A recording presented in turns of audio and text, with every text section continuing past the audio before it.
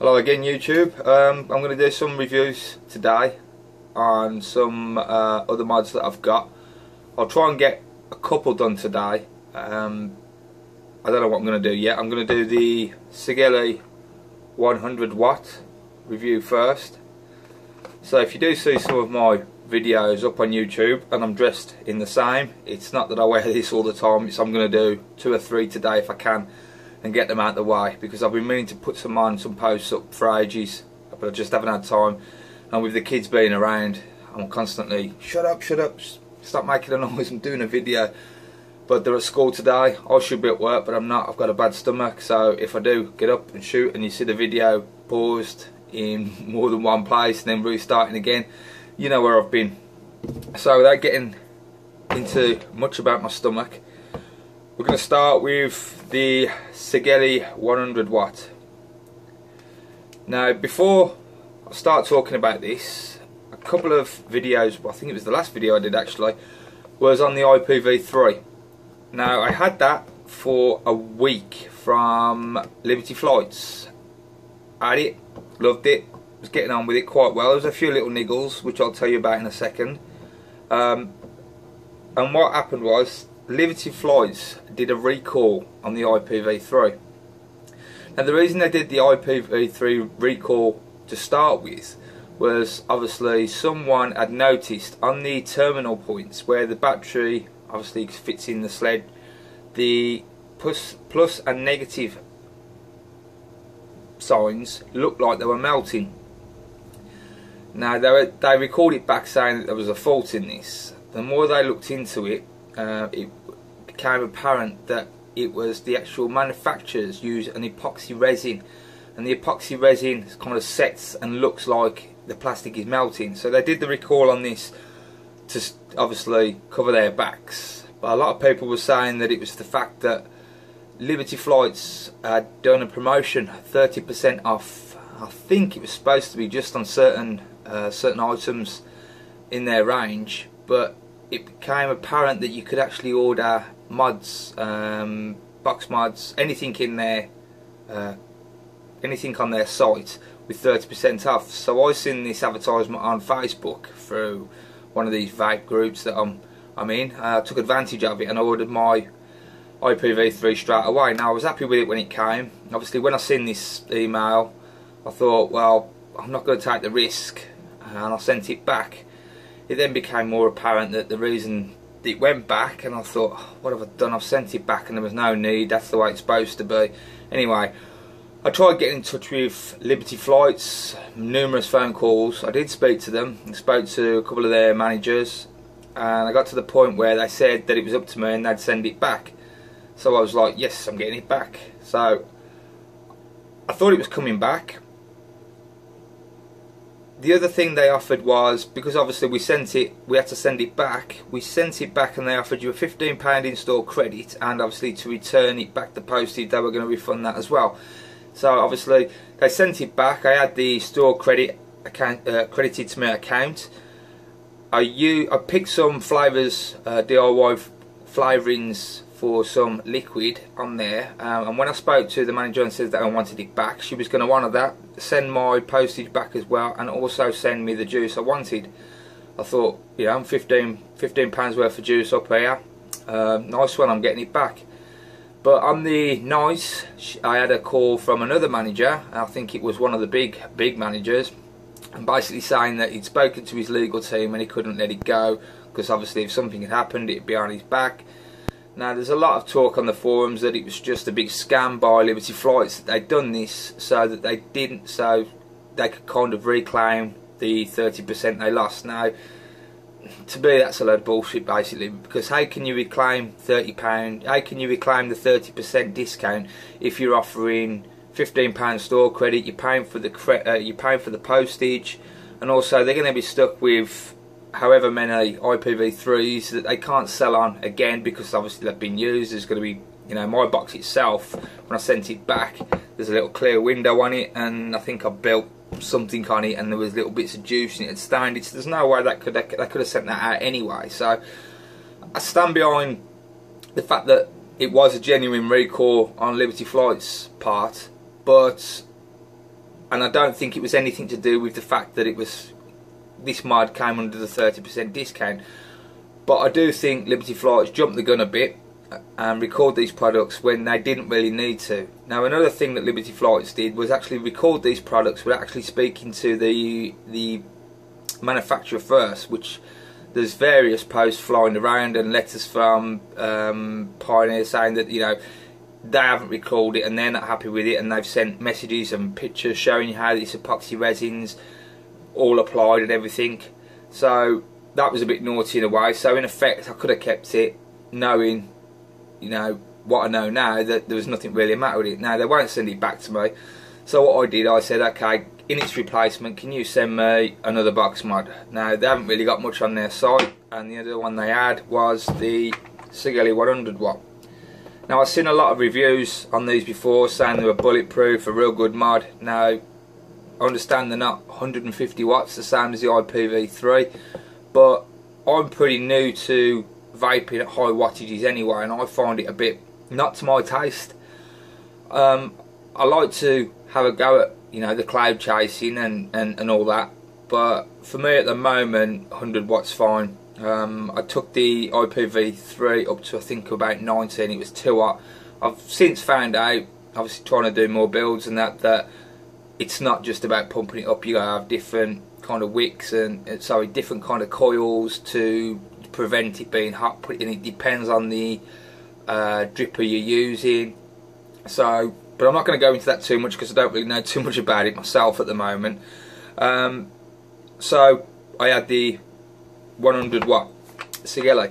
Now, just before I start reviewing the 100 watt, I'll just give a bit of an update on to what I thought of the IPV3 just before it went back. Overall, the build quality I found was really good. I'm really chuffed with it. To be honest with you, I didn't particularly like the look of it. I've got a DNA 30 clone. Now, to me, it looked pretty much the same as this, but with a bit of a black bit down the side. Yeah, it was okay, but it didn't really do anything for me looks wise.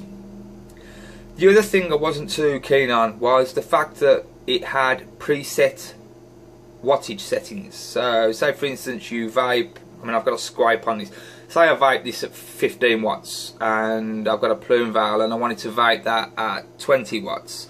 A mutation, I wanted to vape it at 40 watts. You can set the settings on the IPV3, so I think there's 5 memory settings, so you can just click on the memory setting and it will take you straight to that watt rather than plus or minusing all the way up to what you want it to go. Now that's a good thing, but I had only had it a week.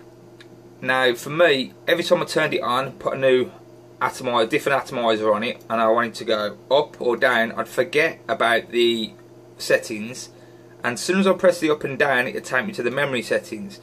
So I'd be clicking through the memory settings and thinking, no, that's not the what I want. Then I'd have to go minus button to go back, and then to start finding the one to going up the wattage the way I wanted. Now I can understand I was probably new to this, but for me it kind of did my head in to start with. Over time I'm sure I would have got used to it and remembered to press certain buttons and that, but initially that did my head in. Another thing I wasn't keen about was the lack of magnets on the back. Now I knew this before I ordered it, that it didn't come with magnets, it come with screws, which meant having to take the back off with screws every time to get the batteries out. Now this was something I was going to rectify myself by putting some magnets in. Never got round to it obviously because I only had it a week and it went back. So that was another thing. The other thing which I said was it had a touch sensor on the top. Now I haven't really looked into it what it was for, but it didn't work. I knew it didn't work. They said they were all disabled. Now to me, why put something on it if it's disabled? If it's there for a reason, make it work. If it don't work, take it away. So to me that was a pointless thing that was on it. Whether they were going to get it working at another time, whatever, it didn't work. Also, another thing that didn't work was the USB charging. It didn't have any USB charging, but there was a port in it for charging. Now they don't supply you with the charger for it, but there was people on different sites saying you can use this charger and you can use that charger, and then other people saying, well, you shouldn't use it because it's the batteries, they're not charging correctly. That's why they didn't send the charger out with it, because it wasn't kind of worked out exactly how it should be charging, what kind of charger we're using, and if it was safe. Now again, this is another reason that Liberty Flights have said that they're not releasing all the IPV3s yet, because this charger, or the charging port, is basically redundant. It doesn't really work properly. So then again, there again, another part of the product that doesn't work properly. So overall, it felt to me like it got up to 150 watts, the buttons were nice, it did the job, but there was a lot of features on there that didn't work properly. So to me, it wasn't properly developed. Now I hear they're bringing another IPV3 out. I can't remember if someone said it was called the IPV3 Plus or something like that, which apparently everything's supposed to be working. Now if that's the case, why wasn't it all working when they first released it? But that's my overall review about the IPV3. Don't get me wrong, I'm not slating it, I'm not saying don't go and get one, because it was good, it went up to 150 watts and it was good, but if I was going to get another one, I think I'd hold out for the new one coming out to see if they've rectified all the problems. So that's the IPV3 out of the way. So like I said, I ordered the Sigelei 100W. Now this was actually £10 less from the site. Came in a box like this. I've literally took the Sigelei out of the box and not touched anything in it, so everything you see in the box is what comes with it. There's a warranty card like such, it says don't lose this warranty card, with the product number on. The Sigelei manual, which again I haven't read, but I've picked it up, had a mess with it myself. Pretty straightforward to use. Certificate, and a little bag with what looks like four screws in it, and a screwdriver, and five little brass grub screws they look like, but again I haven't touched any of that, so leave all that back in the box. The Sigelei 100W. Now I had it in black because I haven't actually got any mods in black. The only mod I have got in black is my, what the word of it? Stingray, which I've had for ages. Modified myself a bit. Something I got from China, only a cheap little thing, but it hits really well, this does, and I do love it. But I'll review that in another video. So my Sigelei. So like most vaporizers, it's 5 clicks for on. It was already on, but so it's 5 clicks for on, and you get the Sigelei logo come up. Obviously I'm pressing the button now and it's saying check atomizer. There's no atomizer on. We'll get back to that in a bit. First thing I noticed, and I wasn't too pleased about, but I knew this again before I ordered it, so I can only blame myself, but also I blame Sigelei for this. Why didn't they do it? I don't know. Is the firing pin in the top. It's not a floating pin, so basically every atomizer you put on it will probably need adjusting to make the contact. Now some atomizers I can screw straight on, and obviously the same setting as the previous atomizer or drip or whatever I'm using, but some I put on don't fit and I get the check atomizer sign come up. So you have to get a little screwdriver into there and obviously fiddle around with the firing pin to get it to make contact. Again, not really a problem, but it would have been nice with the floating pin. There is a model coming out, I think the next model for this, which is, I think it has been released, but Liberty Flights didn't actually have it and I couldn't wait, I'm too impatient. So the next one has got a floating firing pin, so I've been told. The thing that I love about this is the fact that it has magnets on. Now the case fits onto the back like so, and it just clips in to a little groove at the top, and the magnets flip on. Now to me that is more than strong enough to keep on without having to put the screws in. That is not going to come off on its own. You're not going to knock it off. You've literally got to get your finger underneath the little clip and push it up. So that's a big plus for me. So the screw part of it, the screws that fit into the top, to me there's no real need, but obviously you might want to feel a bit safer and put the screws in. Now the magnets are the two magnets at the top, well, one magnet at the top, one magnet at the bottom, and obviously the same on the top of the case. You've got the battery vent holes at the bottom, and the batteries fit, I'll take these out, fit into there. It all looks quite well made to me. In fact, I'd say it actually looks a bit better made than the IPV3. It all is made of plastic inside. It feels strong, a good make, but to me it does feel a bit plasticky. The ribbon for you taking your batteries in and out, now to me that should be on the one side, not in the middle, which all it means is when you actually do want to put your batteries in and out, you have to kind of pull the ribbon over to one side, put your battery in. So I can't do this with one hand, one in the battery, like so, and then put the other side in, then wrap the ribbon over, sorry, again, put the other side in. So obviously when you pull your lead out, your ribbon out, the batteries will come out. Again, not a big problem. If you don't want to do that, just cut the ribbon out and pick them out with your fingers, whatever. So that's the insides. 5 clicks for on, as I've said before. You get the Sigelei logo. Now I'll just pick up an Atty that I know I've got on it. I've had on here this morning. So this, I've got on here a Mutant X. You can see it fits very nice on the side. You know, there's no overhang on this kind of size RDA. There would be obviously if you're going up to one of the big 2650. You know what I mean? The bigger Atties, drippers, whatever.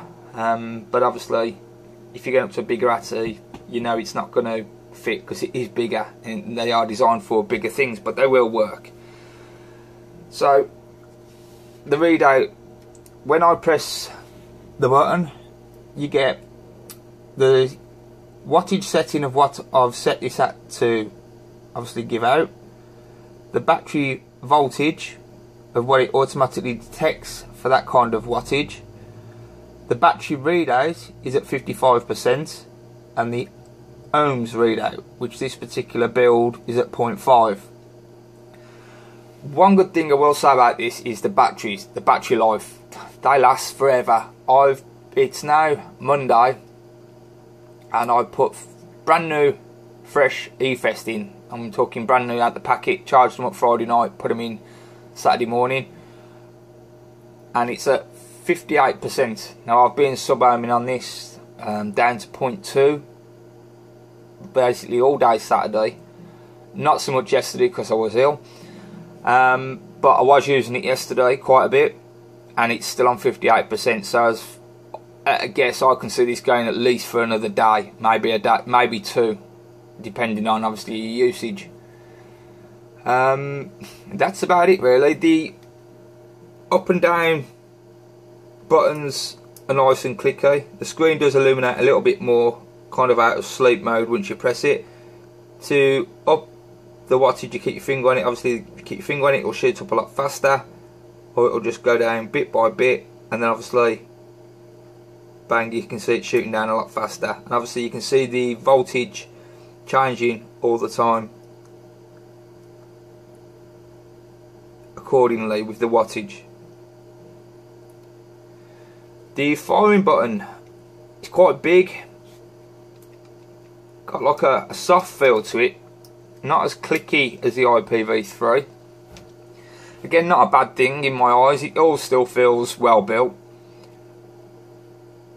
I didn't personally think I'd like this. When it came, I knew it was coming and I'd seen the pictures of it and I thought, I've heard so many reviews saying how good it is, you know, people saying it's bulletproof and they've dropped theirs loads of times and it does what it says on the tin.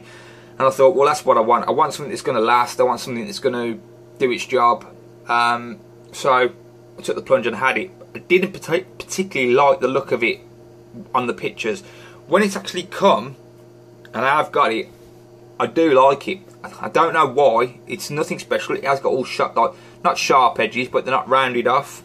As you can see here on my DNA clone, the edges are all rounded. This is actually like a box. It's square and sharp. Not sharp as in it's going to cut you or anything, but there's flat, square, sharp edges.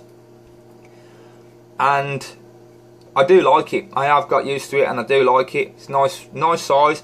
I was expecting, it does feel, I can't remember 100%, but it does kind of feel smaller in my hand than the IPV3 did. Whether it is right or not, but to me it feels smaller. I've only got small hands and it does feel smaller. Now comparing this in size to the DNA clone I've got, you can see it's a little bit bigger, but it does actually look slimmer. So the size wise for a dual battery kind of mod, it's not a biggie. It is fairly small for its, you know, capabilities. So that's it really. All I can tell you about the actual build and quality of it, it's good. You know, I don't know with regards to having it in black if it's going to scratch easy, if the paint's going to come off, if it's going to chip. But I suppose you could get a wrap for it from somewhere. I haven't actually seen any wraps for them yet. I haven't actually looked, but I've had a quick look, but I couldn't find any. But I'm no doubt that they're out there. And that's it basically. So I'll just give you a little demonstration of what it can do. I'll just put a bit more juice on this wick because I can't remember if I've just topped it up. Now this is a juice I've made this morning. I make all my own juices. I do buy a couple, but I do make all my own. This actual coil, or the build I've got on here, is a twisted dual coil. It's coming out at, turned it off. Yeah, turned it off. Twisted dual coil, 9 wraps, coming out at 0.5. You can see, I don't know if this phone's going to zoom in properly on it, so I'll just give you a, don't know if you can see that properly, but I'll try and get some photos of this and post them with the links so you can actually see it better. Now this is firing at, we'll do it 87 watts.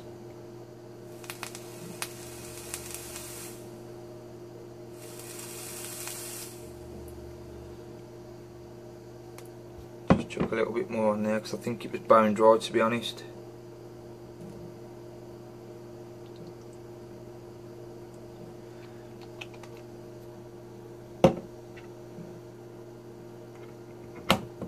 I'll give you a little demonstration of the vape.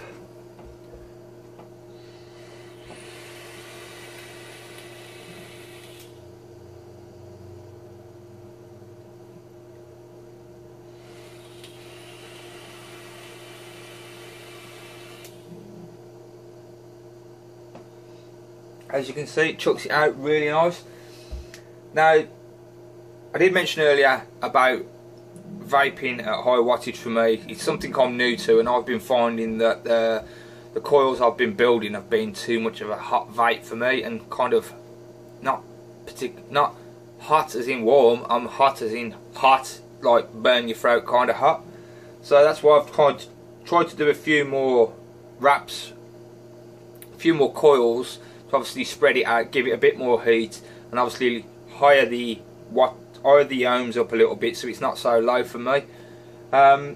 This juice I'm using, I've actually made myself this morning. It's one of my own creations. I made it the weekend. I've called it Lucy's Lips. Don't ask me where it come from, but I've named it Lucy's Lips, and it's a mixture of like a foresty berry kind of flavour with lemon and lime.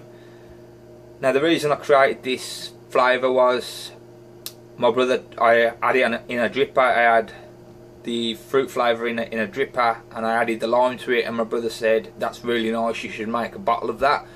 So I made him a bottle the weekend. We took it to the pub. Him and another mate were both vaping it and said they loved it, and so I've decided to actually, you know, make a big bottle for myself.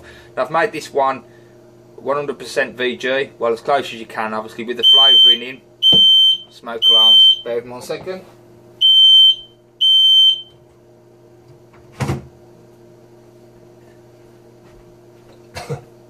That's all I ever get with this. Yeah, so I made my own, obviously 100% VG. I put no nicotine in it, and I've put no PG in it, just the PG that's in the flavouring itself. Now the flavouring I've done at 12%. Flavouring I've done it 50 of one, 50 of the other, 50% sorry, to give me, you know, the big clouds. So that's it basically. We're on 87. I'll just pump it up to 100 and give you the last vape. Actually, I'll just top it up a bit more.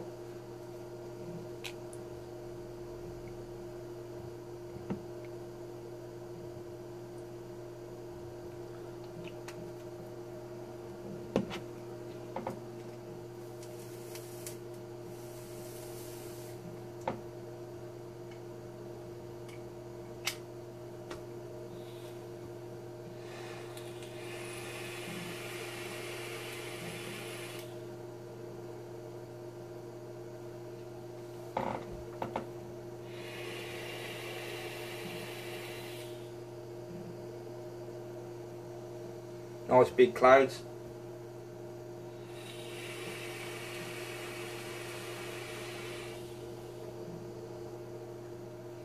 And there you have it, the Sigelei 100W.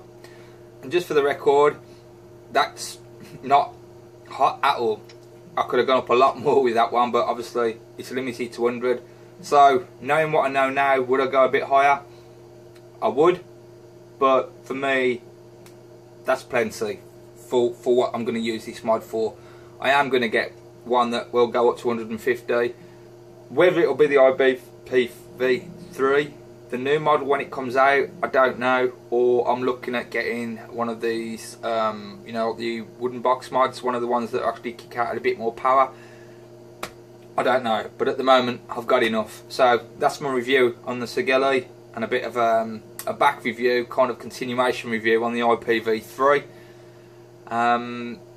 Don't forget to join my group on Facebook, Deep Vape, where I'll be posting pictures of my mods, my builds, my juices, which I do have over 160, I think it is, flavours now, which I sell. I sell my juices singly, or I do like an offer called a big vape, where you get 3 bottles of 20ml and 4 bottles of 10ml for £20.